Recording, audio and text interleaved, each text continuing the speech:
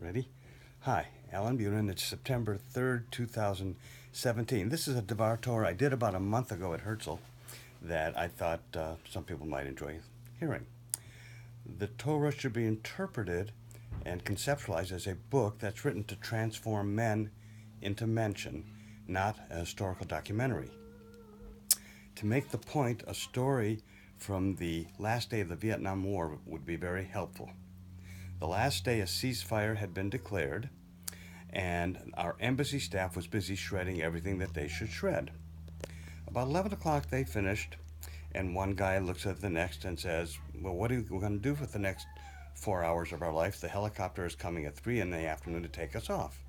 The other guy says, why don't we go play a game of tennis? And so they played tennis from 12 to 1, and then they took a shower, got dressed, and made it to the 3 o'clock helicopter ride off the embassy roof. Now, if you were writing a historical documentary on that story, you would research it out. Did they play tennis from 12 to 1 or 12:30 to 1:30? Because the purpose of a historical documentary is to document accurately. But if the purpose of that story is to teach us how we should live our lives, first be responsible and do your chores, and then try to have as much fun as possible. To even ask the question, did they play tennis from 12 to 1 or 12:30 to 1:30, misses the point of the story. So the point of the Torah is to try to transform men into Mensches. Well, how do you start? Well, we start with Bereshit bara Elohim et hashamayim v'et haaretz. The word Bereshit is usually translated in the beginning because in the King James Version that's what they did. But a better translation would be from the root of the word Bereshit, which is Rosh, head, with intelligence Elohim, and Elohim is the word in the Torah for the God of everybody and everything. Bereshit bara Elohim et hashamayim v'et haaretz. Elohim sounds like a masculine plural word, but the verb bara is singular, and bara sounds feminine but ends in an aleph, not a hey.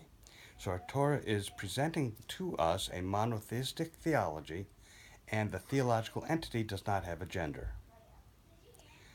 Bereshit bara Elohim et hashamayim, the heavens, the moral, religious, theological world, v'et haaretz, the land, the physical world. Just like physics and gravity should make Rosh, intellectual sense and logical sense, God can also, the religious, ethical, moral world, should make intellectual, logical sense.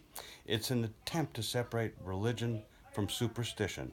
Throughout history, they've been intertwined, and our Torah is trying to teach us that morals, ethics, and theology should make logical, ethical sense. If you're writing this sort of a book, how do you start after that? Well, you start with God saying, I bet if I just give human beings the ability to know right from wrong, that's all I have to do. So we're created in His image, so we know right from wrong. Well, what's the first thing that happens? Cain kills Abel. God says, damn it, that didn't work. And we erase the world with the Noah flood story, and Homo sapiens are given the universal 7 laws of Noah. Don't murder, don't steal, create courts of justice, be nice to animals. And God says, if I give 7 of these, no, don't blaspheme, a couple others. If I give these 7 general rules of thumb, that's all Homo sapiens needs to become nice to each other, and that'll work. And what's the next thing that happens? Well, you get the Tower of Babel. We don't talk to each other, we babble. And when the guy who's building this pyramid-type structure falls down and the brick he had made breaks, people lament the fact that they have to make another brick, not that the guy died. So God again says, damn it, that didn't work. Human beings need a little more direction. So I'm going to come up with lots more rules and regs, indeed 613 rules and regs, on how to become a wholesome, happy human being. Now we have to sell it. Now, if you have the Suzuki method of teaching how to play violin, and you pick on Yitzhak Perlman's kids and they grow up to be concert violinists, everyone will say, hey, that was a lousy study, it was in their DNA. But if you pick on a couple kids who are tone deaf and they grow up to be concert violinists, the whole world will understand it's the Suzuki method of teaching violin that gets all the credit. So God looks around and He finds this one tribe that have nothing. They've garnished. They're just a bunch of slaves. They have no culture. All they have is a common language, Hebrew. He says, if I pick on these people and they become an or l'goyim, a light unto the nations, the whole world will know the 613 rules and regs is what gets credit, not the people. So we're chosen not because we're the best. We're chosen because we're the worst. And what do you put in your rules and regs? We put things in daily living that you hope a corollary of this type of daily living will be that we become nice to each other. So you start with food. It's a universal thing we do all the time. And we get in the Garden of Eden story, I'd like you all to be vegetarian. I give you all the fruits and veggies to eat as the most noble thing or way human beings can eat. Well, Houston, we have a problem. Homo sapiens likes prime rib. And you can't be a leader without a follower. And so God says, okay, you really, really want to have meat. I'll let you, but only because you really want to. It's in your nefesh, the word in the Torah uses. It's in your DNA, in your soul. I'll let you eat some meat, but it's going to be very restricted. First, the animal has to be vegetarian. So Kentucky Fried Chicken could be kosher, but Kentucky Fried Vulture can't be. Why? Well, it has nothing to do with the amino acids and bacteria in a wing of a chicken or a vulture. It's that if you're going to be an or l'goyim, you can't eat a vulture. Everyone will say, oh, that's the people that eat vultures.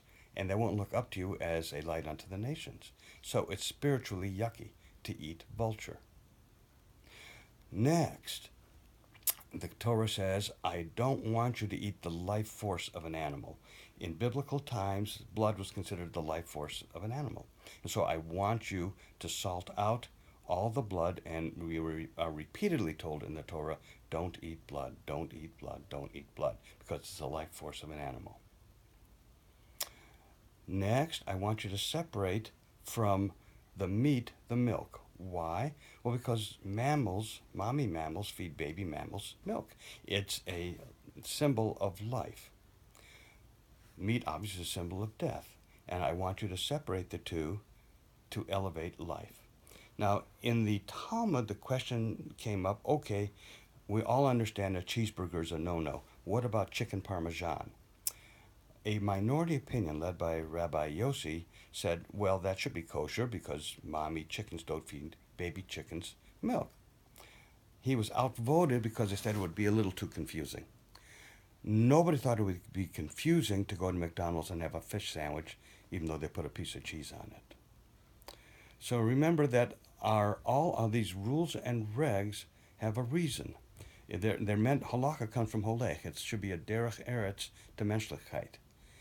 If you had to summarize Judaism in one word, my suggestion is that word would be l'chaim. Thanks.